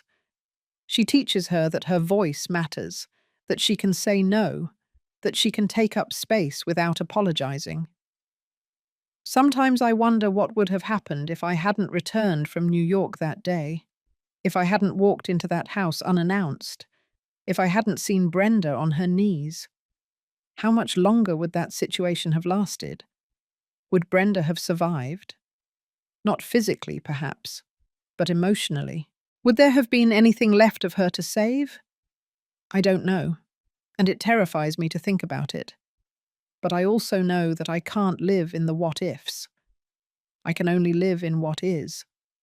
And what is beautiful. I have learned so much in these years, lessons I wish I had known when I was younger, when I was raising Brenda alone, when I was working double shifts to give her what I never had.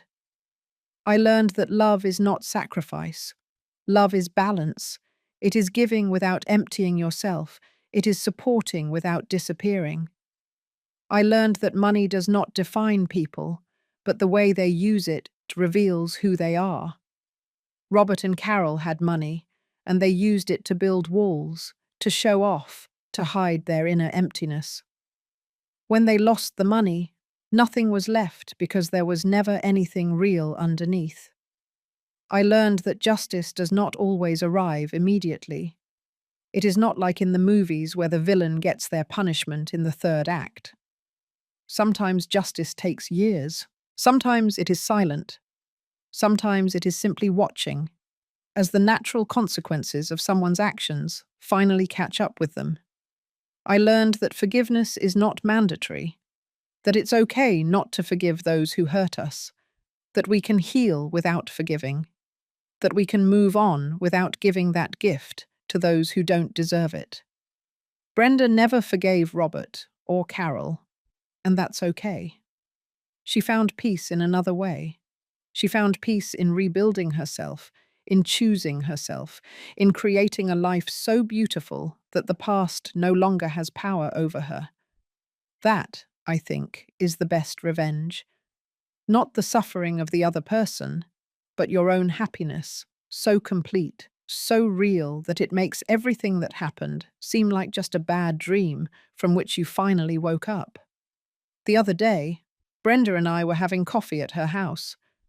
Eleanor was playing in the garden with Andrew. The sun was coming in through the window. There was peace, that kind of peace that you only appreciate when you've known chaos. "Mummy, do you ever regret it?" she asked me suddenly. "Regret what?" "Spending all your savings, risking everything for me." I looked her in the eyes, those eyes that now shone with a light that seemed impossible years ago. Never. Not a single day. Not a single second. But you lost so much. I gained more. I got you back. And there is no amount of money in the world that is worth what you are worth. Her eyes filled with tears. Sometimes I think about how much time I lost. 8 years. 8 years of my life in that house. 8 years I will never get back. You didn't lose them, you invested them. How can you say that? Because those 8 years taught you lessons you never would have learned otherwise. They taught you who you don't want to be. They taught you what kind of love not to accept. They taught you your own strength. And now, with Andrew, with Eleanor, you are living a completely different life because you know exactly what you don't want to repeat. Do you think everything happens for a reason? I don't know if everything happens for a reason, but I do believe that we can find reason in everything that happens. We can choose what to do with the pain, whether we let it destroy us or whether we use it to build something better. I chose to build. I know, and I am so proud of you. We were silent for a while, watching Eleanor play, that little girl who exists because Brenda had the courage to leave, who exists because I had the courage to return. Sometimes I think about all the women who are right now in the situation Brenda was in, trapped in marriages that destroy them, convinced that that is love, convinced that they don't deserve better. And I wish I could reach every one of them and tell them what I told Brenda, that they deserve to be loved, not tolerated.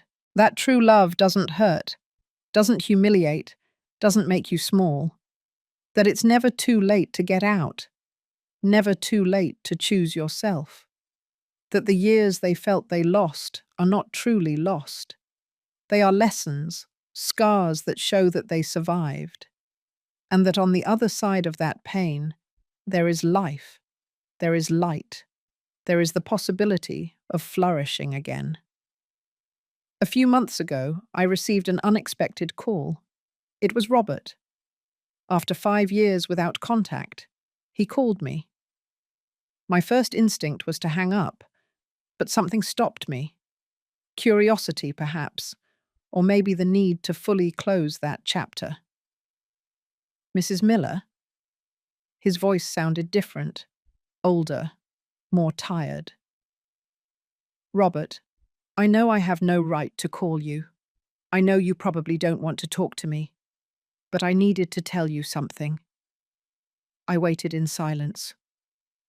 You were right. About everything. About me. About what I did to Brenda. About my life. I've been in therapy for 3 years. I work on it every day, and I finally understand the damage I caused. Why are you calling me? Why don't you call Brenda? Because she made it very clear that she doesn't want to hear anything from me, and I respect that. But you were the one who had the courage to do what I never could. See the truth, act, save her, and I wanted to thank you. I didn't do it for you. I know. You did it for her, as I should have done, but I was too lost in my own cowardice. What do you want, Robert? Forgiveness? No, I don't expect forgiveness. I don't deserve it. I just wanted you to know that your daughter, that Brenda, I'm aware now that she was the best thing that ever happened to me, and I destroyed it, and I have to live with that every day. And you should. Yes, you should. I just wanted you to know that I'm sorry. Truly. I don't expect that to change anything. I just needed to say it. It's okay. I heard you. Is she okay? Brenda, she's more than okay. She's happy. She has a beautiful life. A life you can never touch. I'm glad. I truly am glad. I hung up after that. I didn't say anything else. There was nothing else to say. I told Brenda about the call. And how did you feel hearing it? She asked. I think he really has changed, or at least he's trying. But that no longer matters to us, right? No, not anymore. I'm happy for him. Truly. I hope he finds peace. But that peace has nothing to do with me. Exactly. Do you know what the most liberating thing about all this is, Mommy? What? That I no longer care if he suffers or if he's happy. He no longer takes up space in my head. He no longer takes up space in my heart. He's just someone I knew a long time ago. Nothing more. That is the true healing. When someone who was once your entire world becomes a stranger, not with hatred, not with resentment, simply with indifference. Yesterday was Eleanor's birthday. We had a party in the garden of Brenda and Andrew's house. There were coloured balloons, chocolate cake, children running everywhere. Eleanor opened her gifts with that pure excitement that only children have. And when she finished, she ran toward me. Grandma, tell me a story. What kind of story do you want? A princess story. I sat her on my lap. How about I tell you a different story? A story about a princess who didn't need a prince to save her. A princess who saved herself. Her eyes shone. Yes, that one. And as I told her the story, I saw Brenda watching us from afar, smiling, her eyes wet, because she knew. She knew that the story I was telling Eleanor wasn't just a fairy tale. It was our story. The story of how a woman lost herself and then found herself. The story of how true love, a mother's love, can move mountains. The story of how justice, true justice, is not about destroying others, it is about building yourself. This morning, before sitting down on this balcony with my coffee, Brenda sent me a message. "Thank you, Mummy, for everything, for not giving up, for teaching me that I deserve more, for showing me that true love doesn't hurt. I love you to the moon and back." I cried when I read it. Good tears, tears of gratitude. Because I spent 8 years in New York, away from my daughter, believing I was doing the best for her. And then I spent years more repairing the damage that distance caused. But in the end, I recovered not only my daughter, but a better version of her, and of me. I learned that it is never too late to act, that it is never too late to save the one we love, that it is never too late to say enough. I learned that true wealth is not in big houses or thriving businesses. It is in quiet mornings with coffee, in the laughter of grandchildren, in being able to look your daughter in the eyes and see that she is truly, genuinely happy. If there is anything I would like this story to teach anyone, it is this. If you are in a situation that is destroying you, you can get out. It may seem impossible. It may seem like you don't have the resources or the support or the strength, but you do. It is there, buried under years of doubts and fears. But it is there. And if you know someone who is suffering, don't look the other way. Don't think it's not your problem. Sometimes all someone needs is for one person to see, for one person to act. I could have ignored what I saw that day. I could have thought it wasn't my place to intervene, that Brenda was an adult and should solve her own problems. But something inside me, that mother's instinct that never dies, told me to act. And I did. And that decision, that moment, changed everything. Not because I am special, not because I am heroic, simply because I was willing to see the truth and do whatever was necessary to protect my daughter. That is all it takes sometimes, someone willing to see, someone willing to act, someone willing to tell the truth when everyone else is comfortable with the lie. The sun is starting to set. In a few hours, Brenda will come with Eleanor. We will have dinner together, as we do every Sunday. And as I cook, as I watch my granddaughter play, as I listen to my daughter laugh, I will know that every cent spent, every tear shed, every difficult moment was worth it. Because my daughter is alive, not just breathing, but truly alive, shining, flourishing. And that, in the end, is all a mother can ask for. My name is Dolores Miller. I am 61 years old, and this is the story I never thought I would have to tell. But if my story helps a single woman open her eyes, if it gives a single mother the courage to act, if it shows a single person that there is always a way out, that there is always hope, then it will have been worth telling. Because in the end, we don't take the money with us.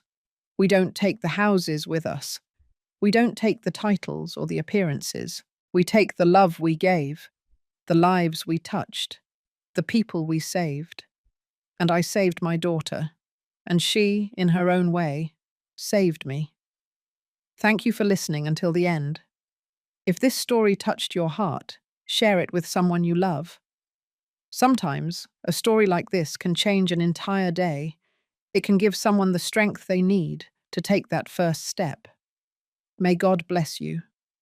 May you find the courage you need to choose yourself, to save yourself, to shine. And remember, it is never too late to start over. Until next time, and may every day be an opportunity to write a better story than yesterday's.